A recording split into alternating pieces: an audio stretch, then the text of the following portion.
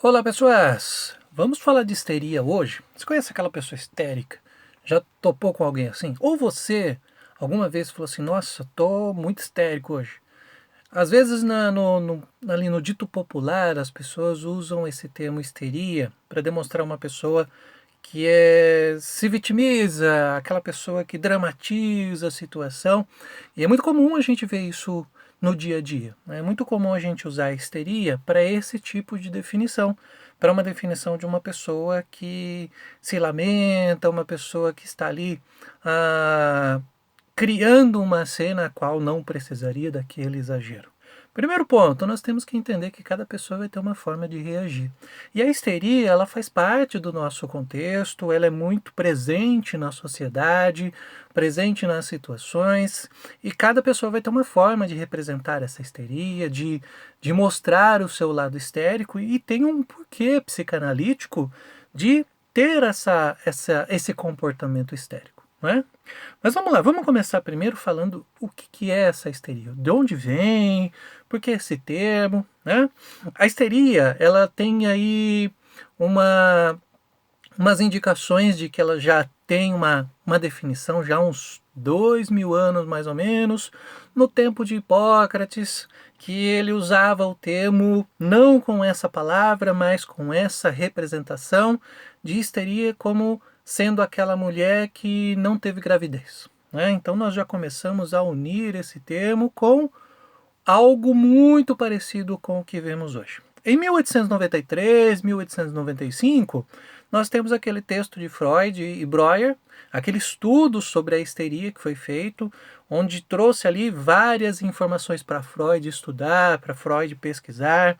O seu estudo também, quando ele realizou com Charcot, quando ele se envolveu ali com a hipnose para entender o que acontecia com as mulheres, já que isso era muito visto nas mulheres, né? Mas hoje nós sabemos que não são só as mulheres que têm histeria, existem homens também que têm o seu lado histérico, o seu comportamento histérico, e temos que levar em conta também que Freud vivia numa época ali muito patriarcal, né? Então, esse contexto do sofrer, do dramatizar, ele era muito representativo na figura feminina, né? Não era muito representativo na figura masculina, mas até mesmo nos estudos com Charcot foi visto também que a histeria ela estava associada à questão masculina também. E o que seria a histeria de fato? Ela é um impulso libidinal que foi ali reprimido, que foi impedido de acontecer, que não aconteceu como deveria ser. Então, o que acontece? Esse desejo, né, de realizar algo, de fazer algo, de representar algo, ele foi impedido de acontecer e entra em contradição com a capacidade da realização, né? Isso vai causar um comportamento psíquico, o qual nós chamamos então de histeria, que está ligado aí a uma neurose. Por que nós ligamos a neurose? Principalmente a essa repressão desse impulso libidinal. Então nós conectamos com as neuroses, né? Ah, e aí o histérico ele vai agir de uma forma assim, com baixa tolerância à frustração, à crítica, vai ter assim a sua necessidade de ser reconhecido. E o histérico ele vai agir no dia a dia nesse contexto, né? Por que acontece a histeria? É uma pulsão que deveria acontecer, um desejo que deveria ser realizado, mas que a pessoa deixou de fazer. Como, por exemplo, aquela vontade, né, de falar de uma pessoa, de xingar uma pessoa, e aquilo não pôde acontecer. Aquilo foi impedido de alguma forma e isso teve que ser representado de uma outra maneira.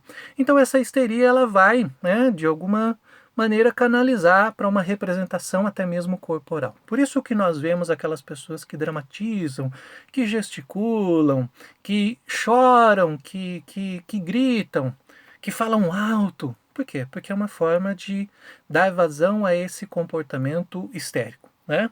E nós temos também a questão das histerias, né? E a questão das pessoas que são histriônicas. Né? Qual que é a diferença? A histeria, a formação da histeria, ela vem ali num momento mais fálico edipiano, é um momento ali em que há essa questão do poder, da tratativa com o pai, com o complexo de Édipo, né? Já a histriônica já vem de um comportamento um pouco mais primitivo, antes da fala, antes ali do contexto ali anal, vem da fase oral, né? No início ali da fase oral, e como uma criança que começa a espernear, né? Essa criança, ela esperneia, e isso vai criando essa maneira, esse procedimento de agir diante de uma situação que frustra, diante de uma situação que não pode acontecer, diante de um modo de lidar com a realidade, a qual a criança vai ter essa dificuldade. Então, cria-se ali esse comportamento histriônico, essa dramatização, né? Na clínica, há várias formas da gente identificar um comportamento histérico, né? Como, por exemplo, mães que elas tratam o filho com amor, mas logo em seguida elas já invertem isso. Ela é carinhosa, mas logo passa a tratar o filho com desprezo, com raiva. Então, esse comportamento, essa ambivalência, é a característica de uma histeria. Ou, por exemplo, um pai, né? Nós temos esse comportamento também dos pais que seduz uma filha, mas ao mesmo tempo ele frustra a filha. Esse é um comportamento também ligado à histeria. Nós temos aquela histeria que vem da angústia de castração, ou seja, bem ligado aí a um recalque, bem ligado aí a algo que foi reprimido. Né? A intolerância, de fato, a frustrações, a intolerância a críticas, quando ela recebe um comentário a qual ela não concorda, ela passa ali a representar, a agir como uma criança. Né? Então, ela, como por exemplo na clínica, aquela pessoa que fala assim, ó, né? Isso é um comportamento histérico, né? Porque é uma representação que ela trouxe e de forma corporal. Então ela demonstrou esse comportamento, essa discordância. Então, nós vemos no dia a dia pessoas que agem com um comportamento mais histérico, né? E lembrando também que a histeria, Freud via dessa maneira, dessa relação do corpo com o mundo externo. Por isso que nós fazemos essa conexão, essa representação. Né? E aí nós ligamos aos mecanismos de defesa. Um deles, que já foi dito, é a repressão, né? Reprimir o sentimento, reprimir aquela libido para não acontecer. Nós podemos ligar também com a negação, podemos ligar aí com o acting out, podemos ligar com uma dissociação, né? Porque com a dissociação, nós temos pessoas, por exemplo, que têm uma dificuldade muito grande. Quando a gente fala de histeria, ela não sabe, ela é criança ou adulta. Né? Esse comportamento é infantil, esse comportamento é adulto.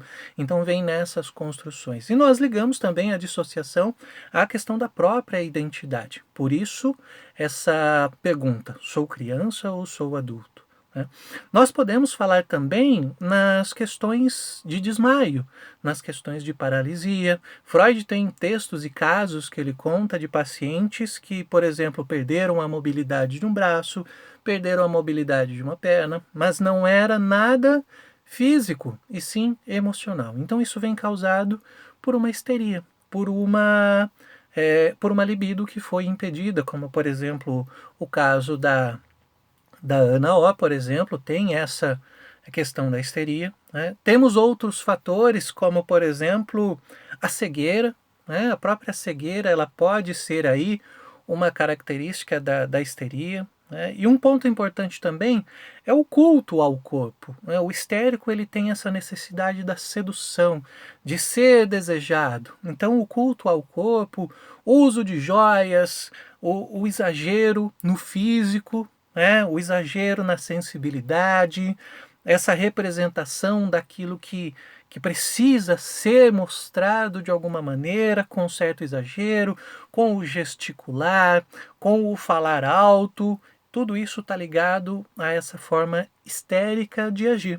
Então, por isso que eu digo que a histeria ela é muito comum no nosso dia a dia. E nós também vamos encontrar aí aquela questão do dom juanismo, aquelas pessoas que querem seduzir, que elas se esforçam para isso mesmo, para se sentirem desejadas por outra pessoa.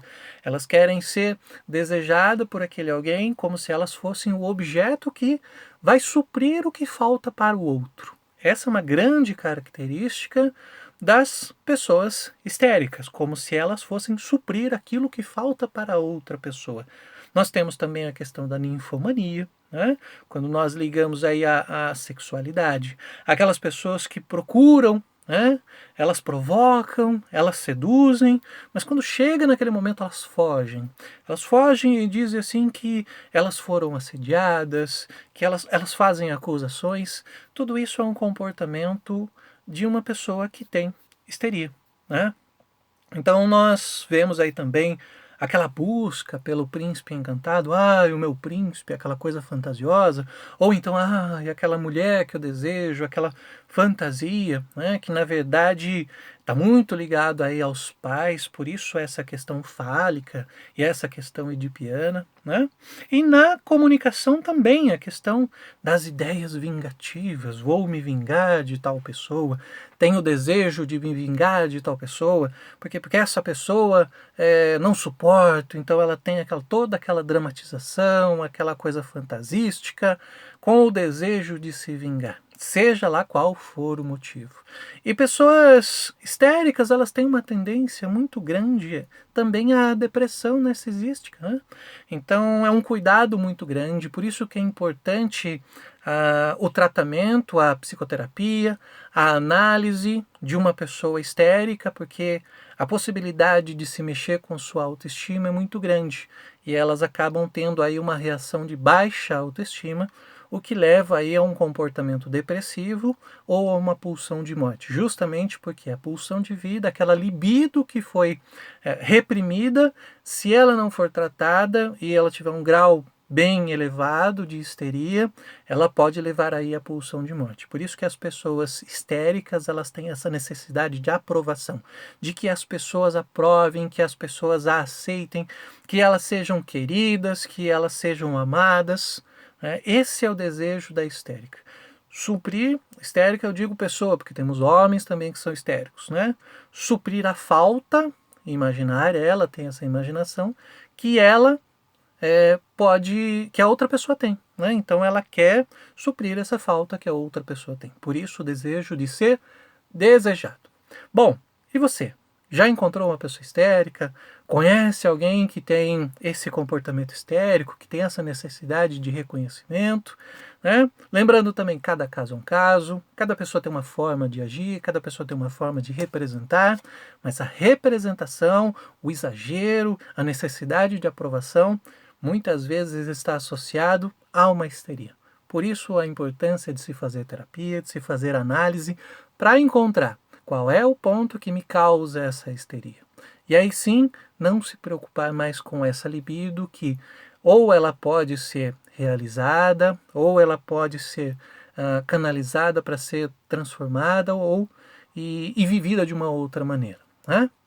Por isso a importância. Faça a terapia, faça a análise, use a psicanálise para se livrar dessas questões histéricas. Essa é a dica de hoje. E você? Já encontrou alguém histérico? Já ouviu esse termo? Nossa, aquela pessoa é histérica. Me conta aí nos comentários. E até a próxima.